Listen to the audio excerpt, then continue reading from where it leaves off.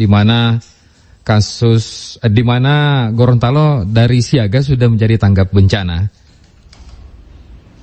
Ya, itu terjadi karena kemarin telah diumumkan resmi hasil pemeriksaan swab dari Makassar bahwa salah satu masyarakat Gorontalo setelah positif tertular dengan virus corona atau COVID-19 ini. Jadi statusnya kita naikkan dari siaga bencana dari tanggap bencana. Oke Pak, dengan dinaikannya status ini dari siaga menjadi tanggap, dikatakan bahwa gubernur, bupati, kemudian juga wali kota memiliki kewenangan yang lebih besar untuk daerah masing-masingnya. Nah, boleh dijelaskan mungkin Pak kewenangan seperti apa? Betul, sebenarnya dari awal sejak pemerintah pusat dan daerah telah sepakat untuk melaksanakan himbauan, melaksanakan tugas bagaimana untuk mencegah penyebaran virus corona di dunia, di daerah termasuk Gorontalo. Kami sudah melaksanakan semua SOP yang kita sudah laksanakan, rapat demi rapat, pengarahan surat edaran dari Presiden, dari Mendagri, Kementerian Kesehatan, Sosial, sampai upaya-upaya sosialisasi kepada masyarakat sudah cukup kami lakukan, baik lewat media RRI, Radio RH, koran, media sosial, televisi, tinggal apa lagi yang kami tidak lakukan. Tetapi ini kita tunggu, kita perintahkan kesadaran masyarakat, terutama dalam hal pencegahan ini mereka harus mengikuti protap. Yang kedua bahwa mereka harus jujur. Kita sudah himbau bagi yang ada terindikasi begini segera melapor ke puskesmas, ke rumah sakit terdekat atau langsung ke rumah sakit Ali Sabu. Ini juga mana terkesan mereka nyumput, orang Jawa itu nyumput yang mutituo. Bahkan kemarin itu ada laporan dari dokter, dari kepala rumah sakit Ali Sabu, yang bersangkutan ini yang sudah positif malah terkesan membohong dan ngaku. Tapi setelah mereka telusuri terus, disuruh digali terus, akhirnya yang bersangkutan ngaku sebagai salah satu jamaah dari Gorontalo yang ikut acara di Goa dan sudah pulang Gorontalo. Nah, waktu masuknya juga itu beliau sebagai pasien biasa, bukan sebagai ODP atau DPD, PDP, pasien dalam pengawasan. Kami sudah dari bandara kita sudah perketat, dari laut kita perketat, perbatasan 4 dari Tolinggula, Asinggola, Parima dengan Molosipat, Taruda dengan Bolmong Selatan, kita semua sudah perketat. Saya dibantu TNI, nggak habis-habisnya kami menghimbau, nggak habis-habisnya kami melaksanakan tugas. Kadang-kadang saya sampaikan kepada teman-teman, kita ini kerja sudah nggak tahu keluarga di mana, kita malah memperhatikan rakyat. Saya katakan kaki sudah di atas, kepala di bawah, sudah terbalik-balik. Memikirkan, mensosialisasikan, kami himbau kesadaran masyarakat. Jangan sampai dia lola mengopang-opang, dia mau tak korban, itu mau mohon. Nah ini sudah ada korban. Saya ini, tinggal apa yang kita Kapolda dan Rem, TNI, Polri, kita masyarakat umum kita ajak para relawan untuk menyampaikan hal-hal di segala macam. Tetap juga mereka ada yang ngumpul-ngumpul di kafe, ada yang duduknya tidak jaga jarak.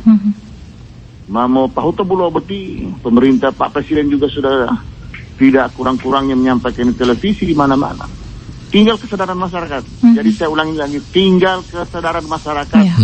Kalau masyarakat tidak sadar, masyarakat tidak sayang dirinya, keluarganya, ya apa boleh buat. Karena kita sudah melaksanakan, kita sudah semprot di jalan segala macam. Oke, ya Pak. Kemudian saya minta intinya kesadaran masyarakat dan kejujuran. Jika mereka merasakan ada kelainan, tenggorokan sakit, beringus, batuk-batuk dan lainnya, segera berapat. Begitu juga mereka kalau dari luar daerah, apalagi daerah yang sudah tertular, segera melapor. Kita kan sudah perketat di bandara, kita tes tubuhnya nggak ada. Mungkin mereka terinformasi lewat darat yang waktu itu belum kita perketat. Baik, jadi saat ini Pak, sudah saatnya untuk memperketat. Harus. Dari 2 minggu lalu kami sudah perketat. Tapi masih ada yang lolos karena ketidakjujuran. Kami terus terang sudah memperketat, sudah memasang TNI Polri, petugas kami kesehatan, kasihan mereka siang malam jaga di sana, sampai nggak tidur, nggak pulang. Hanya untuk masyarakat. Tapi mereka juga tidak jujur. sudah sangat diperketat, tapi masih aja yang lolos. Kenapa? Karena mereka tidak jujur tadi, tidak menyatakan terus terang. Iya. Dari daerah tertular tetangga harusnya datang berobat, kita tes, semua kita gratiskan, tidak usah pakai bayar, tapi hanya kejujuran yang kami minta kepada masyarakat ini. Iya. Pak, tinggal apa yang kami perkuat. Ya, Pak Gubernur, sebagai ulil amri, ini kan hari Jumat, gimana Pak? Ada himbauan? Bukan saya lagi menghimbau, coba lihat di televisi di mana, di Mekah saja sudah tidak ada. Di Istiqlal saja, masjid terbesar di Asia Tenggara, tidak ada. Sudah dihimbau oleh MUI segala macam. Ada yang masih mengatakan Mutabian ya Pak Gubernur mati tadi itu ada corona. Bukan nanti corona mau mati lima. Ini kan sudah tidak lagi mendengar, menantang lagi. Jadi sudah dihimbau resmi oleh MUI, bukan pemerintah lagi, bukan saya lagi, tapi MUI, Majelis Ulama Indonesia. Bahkan ada fatwa dari tauziah dari MUI Provinsi Gorontalo sudah 3 minggu lalu. Sudah dihimbau, maka mereka punya pendapat lain. Bukan nanti corona bikin mati katanya. Ini kan. Ya. Oh ya Pak, masih terkait dengan kenaikan status dari siaga menjadi tanggap ini Pak ya. Nah, bagaimana dengan penerapan pembatasan sosial kepada masyarakatnya? Apakah ada perubahan? Kalau kemarin kan memang sudah ditetapkan oleh pemerintah bekerja dari rumah, kemudian social distancing. Nah, apakah ada perubahan dengan adanya kasus terbaru ini Pak? Apa ada perubahan dari yang sebelumnya lebih? Pasti ada perubahan, dan pasti ada perubahan. Dan kemarin kami sudah setuju waktu Vicon video conference dengan para bupati, wali kota Gorontalo termasuk Forkopimda. Saya minta sampai maksimal besok hari Sabtu. Kami minta dan perguruan tinggi juga minta untuk dikaji apa yang harus kita lakukan untuk mencegah virus corona ini mewabah kemana-mana khususnya di Provinsi Gorontalo. Tunggulah, saya mohon waktu akan saya jelaskan pada hari Senin apa yang saya ambil. Saya mau tegas sekarang. Saya demi rakyat, demi hukum di atas segala-galanya adalah kepentingan rakyat. Dan saya akan ambil sikap tegas. Dan semalam sudah direstui oleh Pak Kapolda, Pak Wagub, Pak Dandim semua, Bupati Bone Bolango, Bupati Kabupaten, Wali Kota. Saya minta juga mereka harus tegas. Dan apapun konsekuensinya harus kita hadapi dan kita siap untuk masyarakat Gorontalo. Tunggu waktunya hari Senin. Ya.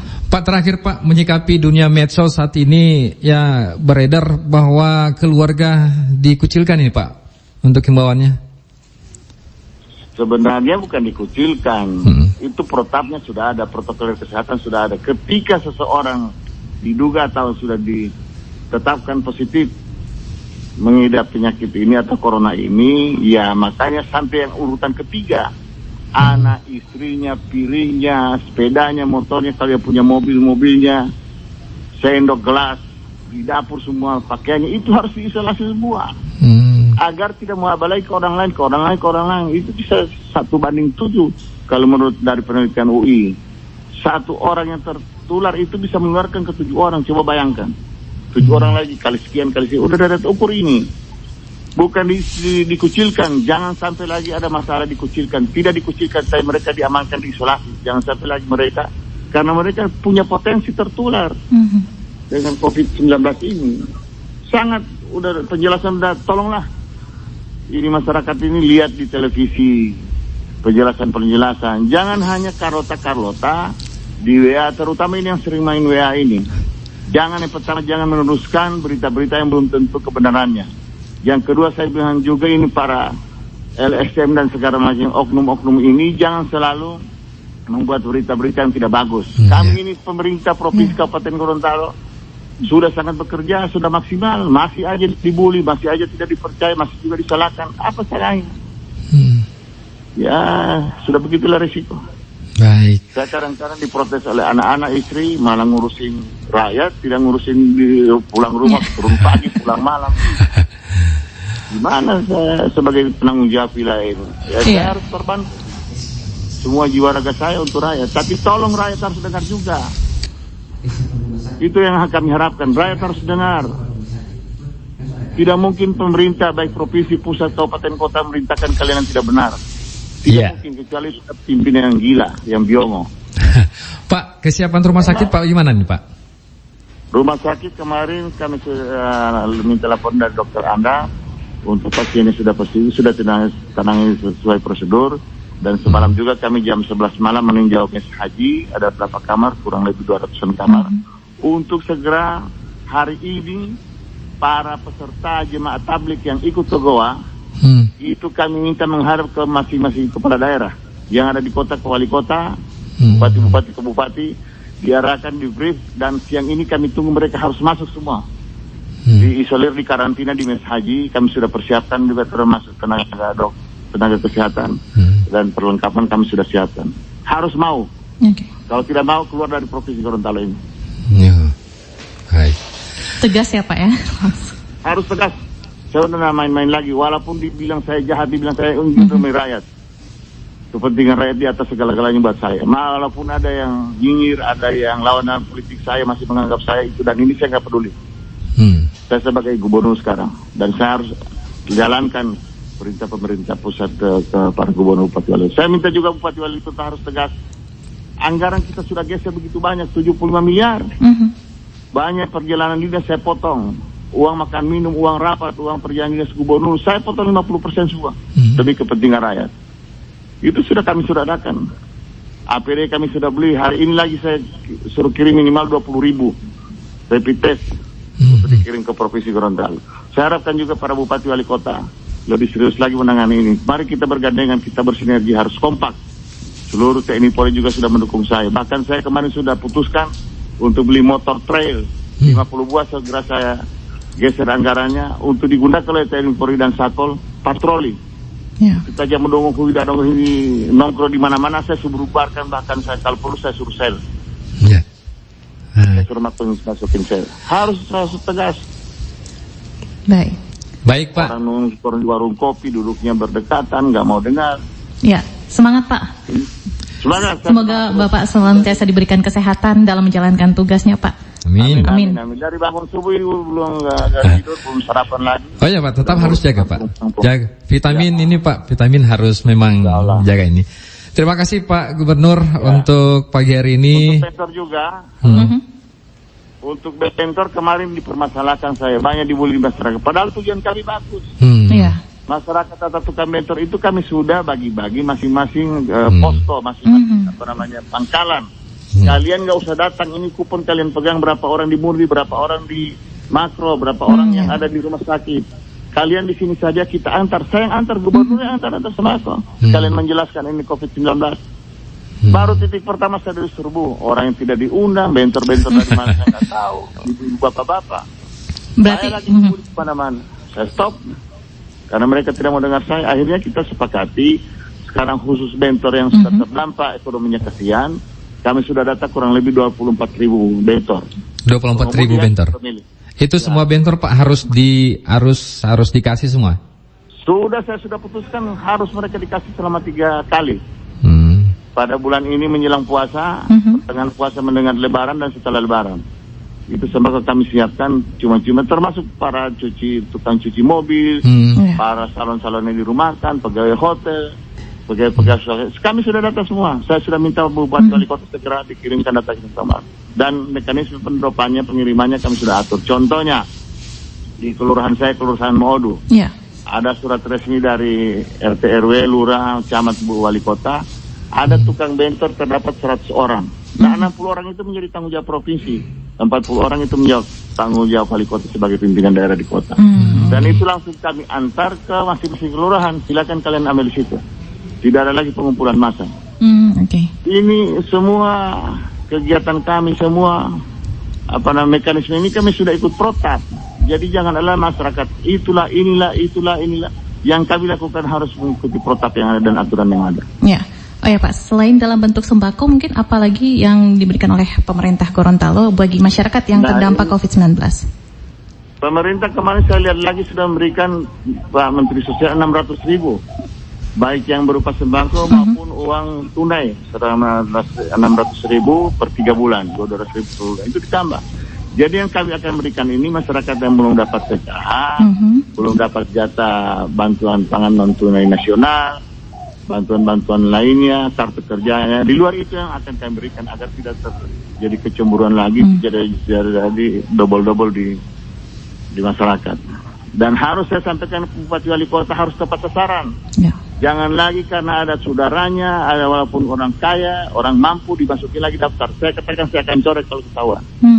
Harus jujur. Kalau memang dia betul-betul tukang bentor, ya taruh tukang bentor. Jangan dia bukan tukang bentor, ditaruh tukang bentor. Besok ada bantuan lagi mesin apa, dimasukin lagi. Sehingga ini yang saya harapkan juga kepada pimpinan sampai ke tingkat lurah, harus jujur. Kalau memang saudaranya sudah mampu, ada keluarga yang mampu, ya nggak usah dimasukin lagi di penerima bantuan lah. Iya. Itu kan kepada masyarakat yang betul-betul nggak mampu, betul-betul miskin, yang terdampak daripada kasus corona ini. Pak, satu lagi Pak, ini udara, laut, darat, bagaimana? Apakah ini harus ditutup? Saya katakan tadi tunggu tanggal hari Senin. Oke, baik. Hari Senin kami akan kaji semua begitu lengkap. Tim saya juga sudah datang, anggarannya sudah ada, dampak-dampak sosialnya, politiknya, ekonominya, budayanya, semua kami akan pertimbangkan di situ dan saya akan kirimkan ke pemerintah pusat untuk minta disetujui. Apakah dia karantina lokal, karantina wilayah, atau PSBB, atau apa? Tunggu hari Senin. Baik. Saya nggak main-main lagi. Intinya saya nggak main-main dan saya mohon kejujuran dari masyarakat. Ya harus jujur. Kalau memang terdampak rasa sakit tersebut, segera ke dokter, segera ke rumah sakit. Dan saya ingatkan juga satu-satunya rumah sakit rujukan yang diputuskan pemerintah pusat hanya Alwi Sabu. Jadi kalau ada orang pusing sakit itu ke puskesmas dulu, dokter terdekat atau rumah sakit di sana di Pohuwato, Bualemo. Tidak langsung ke Alwi Sabu karena di sana juga terbatas. Ingat, ini yang saya takutkan dari awal, bahwa kita sangat terbatas fasilitas kesehatan rumah sakit maupun alkesnya.